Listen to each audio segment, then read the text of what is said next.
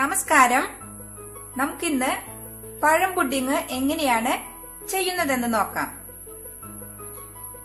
അതിനായി ഞാൻ പഞ്ചസാര, അരിപ്പൊടി, നാളികേരം, പഴം ഇതെല്ലാം എടുത്തു വെച്ചിട്ടുണ്ട്.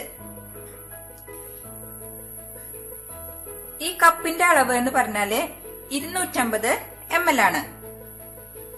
ഞാന് 1/2 കപ്പ് അരിപ്പൊടി, 1/2 കപ്പ് പഞ്ചസാര, 1/2 കപ്പ് തേങ്ങ ചെരുകിയത്, 5 പാളയംകോടൻ പഴം.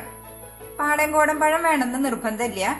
നേന്ത്രപ്പഴം ഒഴികെ ബാക്കി ഏതു പഴമായാലും എടുക്കാൻ സാധിക്കും. നമുക്ക് ഇത് എങ്ങനെയാണ് പാചകം ചെയ്യണതെന്ന് നോക്കാം. നമുക്ക് ആദ്യം പഴം നന്നായിട്ട് ഉടച്ചെടുക്കണം. ഞാനത് ഉടച്ചെടുക്കാനുള്ള ബുദ്ധിമുട്ടുകൊണ്ട് പഴം ഒന്നും ചെറിയ ജാറിലിട്ടിട്ട് ഇതുപോലെ അരച്ചെടുത്തിട്ടുണ്ട്. നമുക്കത് ഒരു ബൗളിലേക്ക് മാറ്റാം. അരക്കണം നിർബന്ധമില്ല, നന്നായി ഉടഞ്ഞു കിട്ടുമെങ്കിൽ അതായാലും മതി. അതുപോലെ 1/2 കപ്പ് പഞ്ചസാരയാണ്. അത് ഞാൻ നന്നായിട്ടൊന്ന് പൊടിച്ചിട്ടുണ്ട്. പൊടിക്കണമെന്നും നിർബന്ധമില്ല, ഞാൻ വേഗം ഇതൊന്ന് അരിഞ്ഞു കിട്ടാനായിട്ടാണ് ഇത് പൊടിച്ചിരിക്കുന്നത്. അത് ഞാന് ഇതിന്റെ കൂടെ തന്നെ ആഡ് ചെയ്യാണ്. മറന്നുപോയി, ഞാനൊരു കാര്യം പറയാൻ മറന്നുപോയി. ഇതിൽ 2 ഏലക്കായ ഇടണം.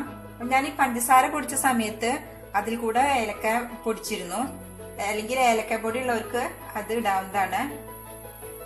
1/2 കപ്പ് നാളികേരാണ് എടുത്തിരിക്കുന്നത്. നാളികേരം ഞാൻ അതുപോലെ ചെറുതായിട്ടൊന്ന് കറക്കിയെടുത്തിട്ട്, അതായത് എനിക്ക് പല വലുപ്പത്തിലാണ് നാളികേരം ചെരുകുമ്പോ കിട്ടുക. അപ്പൊ ഒരേ ഇതാവാൻ വേണ്ടിട്ട് അരയ്ക്കാൻ പാടില്ല, ഒന്ന് ചെറുതായിട്ടൊന്ന് ക്രഷ് ചെയ്തെടുക്കുക.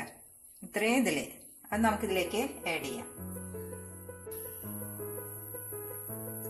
ഇനി നമുക്ക് അരിപ്പൊടിയും ഇതിലേക്ക് ആഡ് ചെയ്യാം.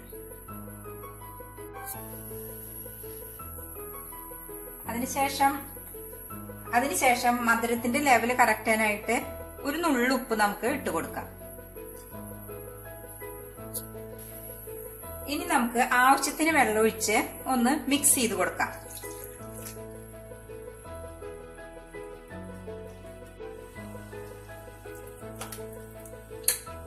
നമുക്ക് ആവശ്യത്തിന് വെള്ളം ഒഴിച്ചു കൊടുക്കാം. ദോശമാവിന്റെ ഒരു പരിവായിട്ട് വേണം നമുക്കിത് കിട്ടാനായിട്ട്.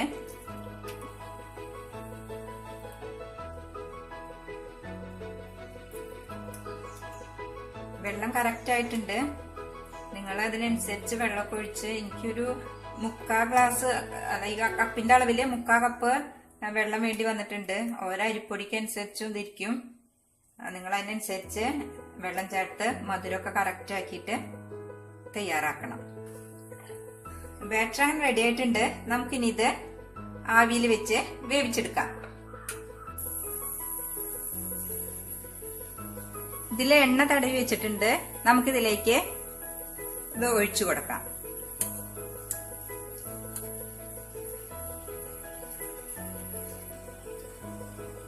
ചെമ്പ് വെച്ച് ഇത് തിളച്ചിട്ടുണ്ട്, ആവിയൊക്കെ വരുന്നുണ്ട്. നമുക്കിതിലേക്ക് വെച്ചു കൊടുക്കാം.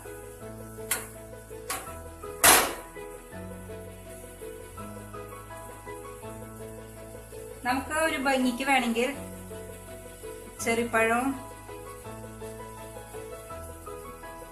മുന്തിരിയൊക്കെ വെച്ച് നമുക്കൊന്ന് ഡെക്കറേറ്റ് ചെയ്യാം.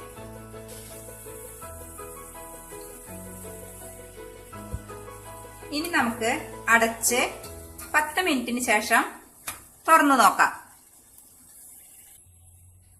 ഇപ്പൊ 10 മിനിറ്റ് കഴിഞ്ഞു. നമുക്ക് തീ ഓഫ് ചെയ്ത് ഇതൊന്ന് തുറന്നു നോക്കാം.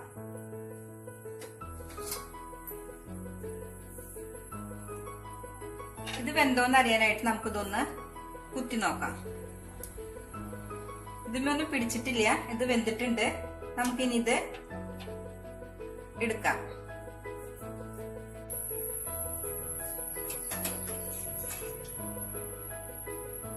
ഇത് നല്ല ചൂടുണ്ട്. ഇത് ചൂടാറിയതിന് ശേഷം നമുക്ക് ഒരു സെർവിംഗ് ഡിഷിലേക്ക് മാറ്റാം.